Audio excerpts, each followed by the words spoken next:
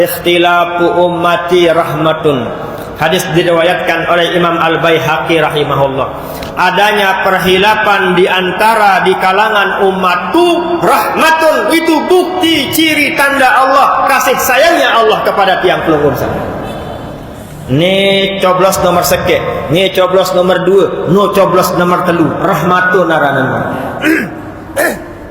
Saya berbahasa warna ni ke Rasul sallallahu alaihi wasallam. Kalau pelungguh pergi ke Mekah hanya fanatik mazhab Syafi'i, dia nesah tawaf tu. Dia nesah umrah tu.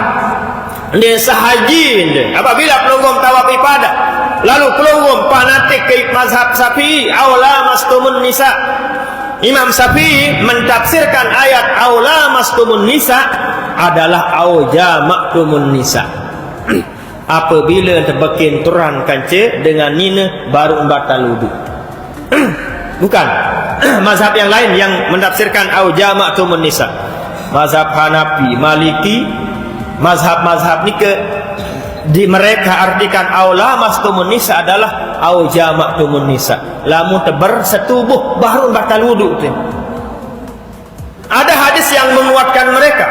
Siti Aisyah radhiyallahu taala anha, Siti Aisyah ceritakan dirinya, setiap Rasul sallallahu alaihi wasallam giliran saya, setiap giliran Siti Aisyah tatkala Nabi ke Masjid Nabawi, tatkala Nabi ke Raudah memimpin solat berjamaah, selalu menciumku sebelumnya, kata Siti Aisyah. Sendik malaikat Nabi nggih, Siti Aisyah tercium. Ada hadis yang kedua, waktu solat tahajud Siti Aisyah sampai khawatir dia kira deside Nabi pingsan. Para nek deside Nabi palang karena suwi lalun sujud. Kan gedeng Nabi nu kodek pelungguh. Lebih gawar gedeng pelungguh. Tatkala deside Nabi mau salat, Siti Aisyah ngenok nenae dengan isi sempit gedeng Nabi. Saya paling kodek balik nanti ndara. Rata pelungguh guar gedeng pelungguh, lain tok TV, lain tok kulkas, lain tok kipas angin, lain ruang anak. Alhamdulillah karena gedengnya rumahnya Nabi sempit. Tatkala Nabi mau sholat tahajud, Siti Aisyah bengkokkan naik ngeno karena dia kesedang ndak muat. Akhirnya pada satu malam Siti Aisyah khawatir, kenapa kok Nabi terlalu lama sujud. Ndak nepalang Nabi ni. Bu goret ni naik Nabi ngono. Bungut naik Nabi ngono. Oh berarti ndek palang. Itulah alasan para imam-imam mengatakan bersentuhan dengan lawan jenis, bersentuhan dengan perempuan, perempuan bersentuh dengan laki-laki yang sudah balik dan bukan mahramnya tidak batal wudunya.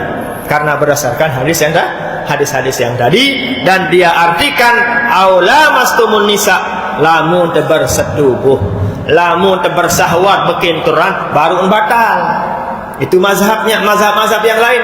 Bekintur ngono lalu pelungguh bernafsu, batal wuduk pelungguh. Kalau tidak bernafsu, tidak. Bagaimana penafsiran Imam Syafi'i? Imam Syafi'i aula mastumun nisa diartikan kalau kalian bersentuhan. Dia Imam Syafi'i tidak mengartikan bersetubuh atau bernafsu atau bersahwat. Imam Syafi'i tidak mengartikan seperti ini. Pokok bekenturan batal. Itulah Imam Syafi'i. Bagaimana Imam Syafi'i mengartikan hadis bahwa tatkala Nabi sujud lalu Siti Aisyah memegang tangan kaki deside Nabi? Oh bisa jadi Siti Aisyah memegangnya menggunakan lapis. Bisa saja Nabi mencium Siti Aisyah, lagu Siti Aisyah kadu terudung. Sedok-sedok kotak kan no? Ande sedok bebeh kan? Ande sedok sangke, lagu sabu sedok adalah otak nake. Kan mana pelungguh duk bijen, dia sedok kotak, kasih kangen dan nongge. Nah itulah ditakwilkan, ditafsirkan oleh mazhab kita, mazhab Syafi'i. Nah jadi intinya Bapak Ibu, dia tahu fanatik sakit mazhab. Itu perbedaan yang ada di antara imam-imam adalah rahmatun sabda Nabi. Buktinya Allah cinta kepada umatnya. Waktu di Mekah ngene angkon. Jadi bimitan milih pelungguh mah kanggo doang. Asalkan yang tidak boleh adalah talfiq muzabzabina baina zalika la ilaha ulai wa la ilaha ulai. Dikatakan Syafi'i tidak, Maliki tidak, Hanafi tidak, Hambali tidak. Muzabzabin, ketuk-ketik, mele-melenya, alias dia ambil entengnya saja. Ini yang dilarang oleh Allah Subhanahu wa taala. Jangan ambil entengnya. Muzabzabin artinya misalnya dia berwudu secara wudu Imam Syafi'i, tapi tatkala yang membatalkan dia ambil mazhab Maliki. Tidak boleh seperti ini. Jangan pelonggong berwudu Syafi'i bareh papahna yang membatalkan wudu ya ikut Imam Maliki.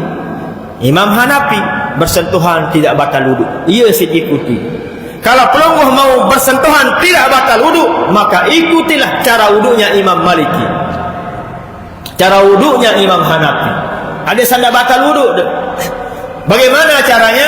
Pada cuma bedanya niat dan kaifiat. Tatkala pelonggong berkumur membasuh muka saya wudu seperti wudunya Imam Maliki, wajib terosok pelan-pelan. Sengaja saya ngulu seperti wudunya Imam Maliki atau Imam Hanafi kan osok. Menoleh iman habarah wajib osok. Kalau pelonggong berwudu menengeni sah kalau Syafi'i. Atau di kolam pelonggong tenggelamkan tangan pelonggong sah Syafi'i.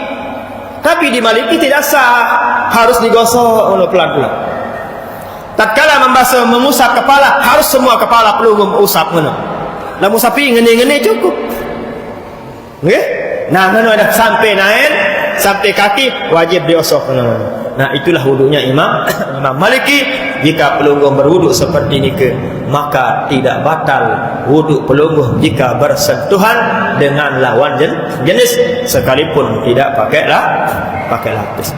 Pirantau tekadun ni papah sak darurat. Nggih, kan arak bedoyen tapi iya. Lengek ruang nyinggak lamun bedoyen no. Motor pakai habis bedoyen lagu nyinggaan motor lain. Ngombe kira-kira di depan. Hilang. Nggih, papah darurat, papah kepepet, nanti waktu tawaf di sanalah pelonggong bisa ikuti taklid kepada Imam Maliki atau Imam Hanafi. Kita lanjutkan.